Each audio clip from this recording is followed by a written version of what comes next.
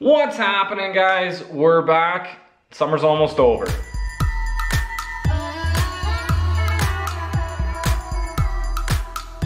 All right, guys, welcome back. It has been a hot minute since I talked to you. Summer happened, basically. You know, weather was nice and we had some time, so we did all the summer things that we do as a family around here. So we went out camping lots, dirt biking. I got my my 3-year-old out on his first dirt bike, so he was loving that.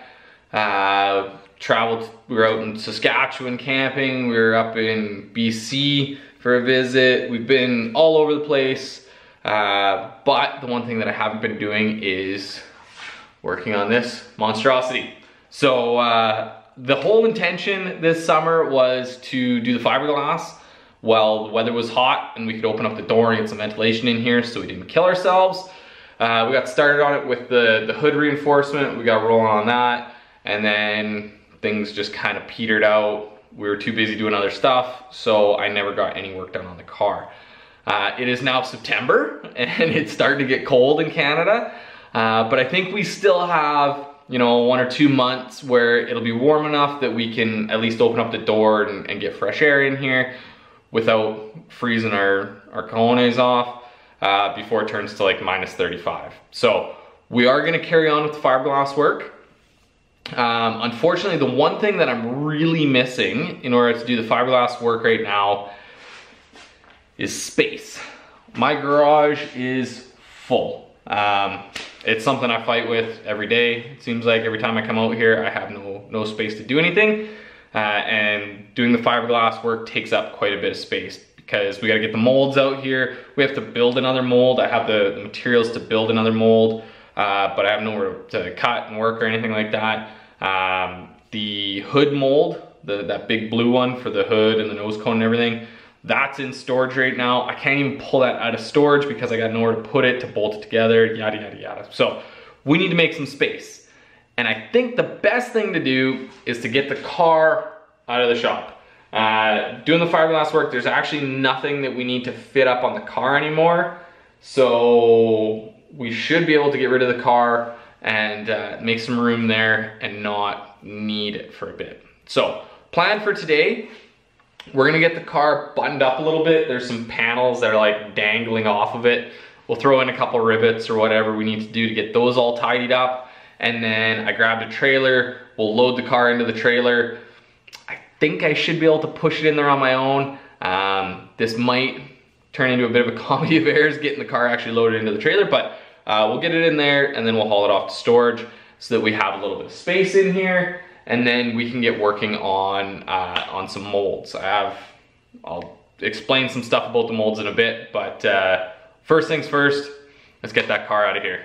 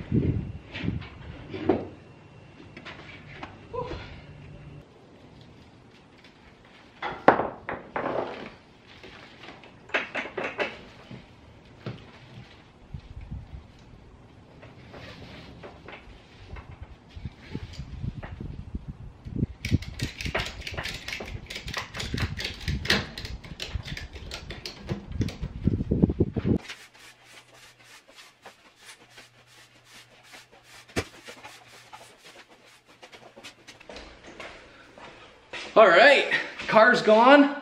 We got lots of space. It was a little harder to load up into the trailer than I thought. The whole trailer was on a slope up, so I had to actually like heave-ho the car the whole way in there. And it's a little heavier than things I'm used to loading, like motorcycles. So hopefully next time we have to load the car, we'll be able to just start it and drive it in, but it's out of here now. So next step, fiberglass. Two things that we need to do for fiberglass, well, three things. We need to recast the hood. So we have the old hood over there and the bracing structure and whatnot. So I will go and get the hood mold from the basement, and there's a little bit of work we need to do on that. Then we need to cast front fenders and rear fenders. So they're gonna be two different fender shapes because the front fenders just have to cover the tire. They're gonna be bicycle fenders. They're gonna actually get mounted to the spindles, so they'll move as the tire moves. The rear fenders have to get mounted all the way over to the body. So they actually have to be a little bit wider, and then they have to have like a 90-degree flange so we can bolt them onto the body and then the fenders stick out. So they're gonna be two different shapes. The rear fenders also need to be a little bit bigger because they're gonna be mounted to the body, so the suspension actually has to move inside of them, so they have to be a little bit wider just to give you a little bit of wiggle room for that tire to move around, versus the front fenders, which are actually mounted to the spindle, and the spindle moves with the suspension, so they'll always maintain the same distance away from the tires, so we can make them pretty tight. I have got started on making molds for the fenders. So this is what I started doing. So this is actually a negative mold, rather than doing what we did on the hood, which was we made a buck, and then that buck was like a positive. So it was what the hood was supposed to look like. And then we cast a negative mold out of that buck, and then we disposed of the buck, and then we cast the positive part inside the negative mold. Whatever. Long story short, I thought I'd try skipping it for the fenders because they're a pretty basic shape. I figured I could probably just make go straight to the negative mold and skip the whole buck making process. Unfortunately, I've discovered that sanding an inside curvature, especially, you guys aren't gonna be able to see this because it's a white mold, but this is the top of the fender and this is the side of the fender, and there's a radius in here, and trying to get that radius to be consistent on an internal radius is basically impossible. So I have two parts. This is the one side, this is the other side. Ugh. And then they bolted together using those 4 holes around the outside.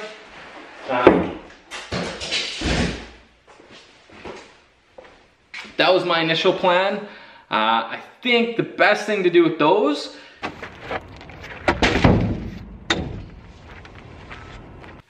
so we're just gonna start fresh. We're gonna go back to the tried and true, make a buck first, and then we'll cast a mold off of the buck, and then we'll cast our fenders out of that mold. So to do that, I went and bought, well, you guys aren't gonna be able to see it from there. I went and bought some $1 million plywood. Actually, it was only like 20 bucks because it's just OSB. So what we're gonna do is we're gonna use a combination of this OSB sheet board and this 1-inch pink foam to build our fender buck. So my thoughts are, because the fender buck is essentially going to be a circular, like one profile, we should be able to sketch it out on the wood and cut a bunch of wooden, basically spines that will maintain that shape all the way around. And then we can fill in the gaps with the foam, and then we can sand that down, and then we can go to the drywall mud and all that process. But by using wood for most of it, we'll be able to maintain the proper profile. If you ever see actual coach builders that are building bodies out of like aluminum, and they're actually going in there and panel beating them all, they will build an entire buck of the whole car out of wood spines essentially. So they'll get all their profiles and slice the car get all their profiles, cut those out of wood, and build a big wooden structure that then they can go through and make their panels too, so that they maintain the proper curvature throughout the entire car. So we're gonna try to replicate that.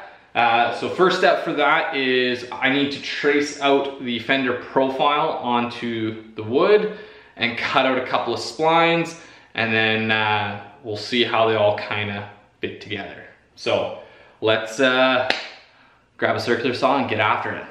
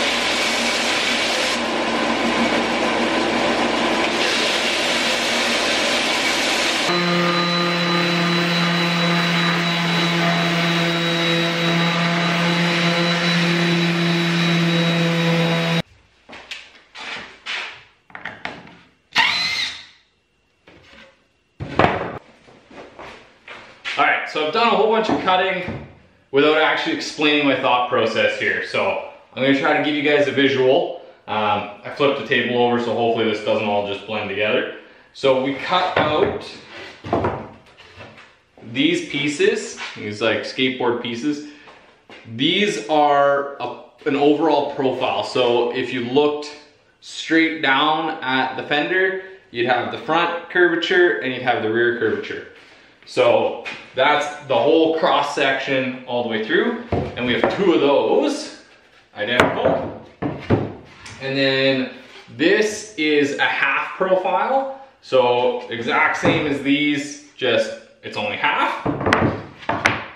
And then these are side profiles, so I made them 12 inches wide, and then it has a 6-inch radius around the top. And then it also has a 6-inch stick down on the bottom. So we got two of those. So the way this should assemble, if everything's right, is we'll have a grout block.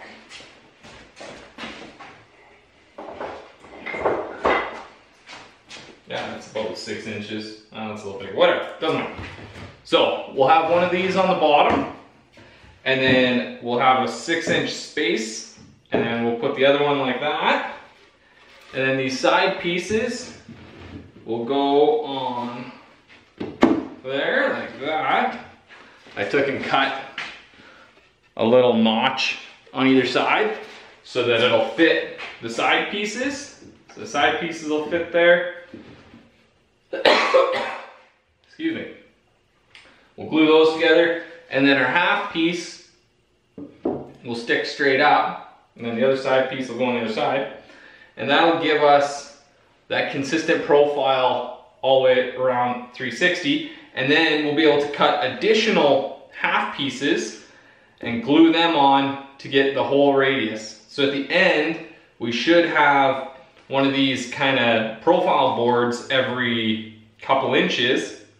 And then we'll have a 6-inch drop down, and we're gonna make that into part of the fender as well. We're gonna do the whole 6 inches, so that we have a little bit of a vertical section on the back of the fenders that then we can attach a mud flap to. So that's the way it should all work. I think we're ready to start gluing and brad nailing this all together. So let's give it a whirl.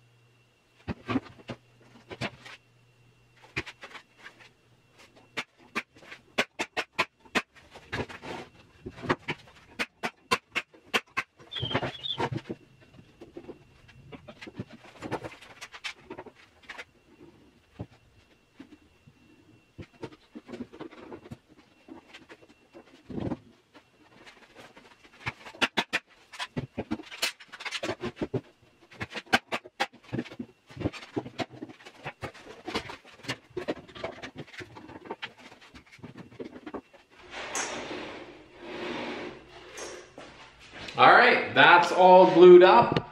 Now, unfortunately, we gotta wait for all that glue to dry before we can make up any more of those contour boards and glue them in. So I'm gonna go pick up with you guys some other day. And we're back. It's been a while. It's been about a week since I filmed that last part, so I'm gonna do my best to remember what I told you guys, I guess like 10 seconds ago for you, but it's been a while for me. So when I left off with you guys, we had just finished gluing together the wooden kind of structure with our profile boards in it for our buck. So we had kind of a profile board in the horizontal position and one in the vertical.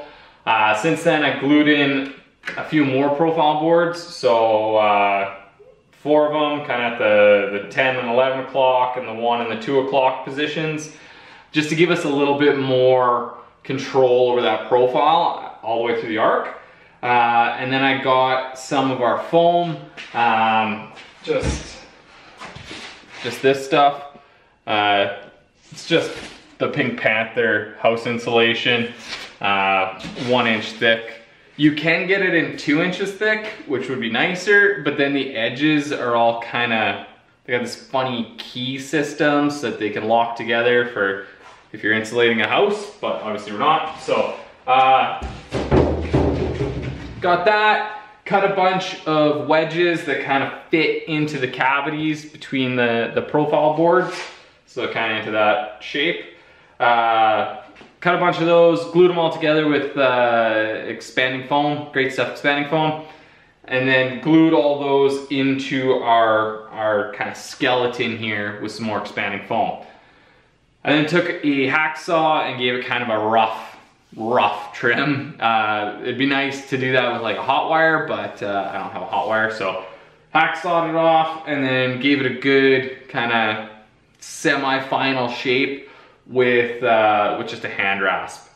So now we're at a point where we have a pretty good shape. We just got to get that kind of final contouring. So that's gonna all be achieved using drywall mud. I got 1 layer on here right now. We're gonna have to build it up probably 3 layers before we start shaping it. And then we will paint it so that we get a nice high gloss finish so that we can see if there's any dips or bubbles or anything. Give it another shaping, kind of work with it, and try to get the best Fender shape that we can before we cast the mold off of it. One thing I do want to do when we cut our profile boards, there, perfect. When we cut our profile boards, we just got this like radius here, straight across the top, and then a radius on the other side. What I want to do in the drywall mud is put a very slight crown over the top of this as well. Something that'll be almost unnoticeable in the final part, but just give it a little bit more rigidity. If it's perfectly flat as I'm driving down the road, there's a pretty high chance of it buckling in the middle, and we're so close to the tire that we might hit the tire. So, so the next steps for this is just gonna be putting drywall mud on and letting it dry. And there's no way that I'm gonna film paint drying and put that on YouTube. So I'm gonna do all that off camera. So we're gonna kind of end the episode here. One thing I did want to tell you guys, we are going to be bringing in another project into the shop. I know just what you guys wanted to hear after the first episode all summer is that we're going to be bringing in another project, which will probably slow down progress on the car even further. But this one's pretty special. It's a good buddy of mine. He's getting married and he's had a bike project sitting in the shed for, probably 6 years now. And he wants to ride it to his wedding. So I offered, I'm his best man. I said, bring your bike over, I'll build it, I'll finish it for you, and you can ride it in your wedding. So we're gonna be doing a quick bike build. It's gonna be kind of as fast as we can get her done and out the door. It's a Yamaha XS650 bobber build. So hardtail, Springer seat, peanut tank, kind of all the goofy stuff that makes a bike borderline unrideable, but it's what he wants, so we're gonna bring that in. Hopefully we can do that kind of in conjunction with some of this body work, because the body work takes so much time between coats and stuff. Maybe we'll have some time to work on the bike. So that's the plan for that. Also, another thing you guys aren't gonna wanna hear after the first episode of the summer, I have a new job which is gonna require a lot of travel. I'm actually getting on a plane in like 3 days from now to fly up to Alaska for a couple weeks for work.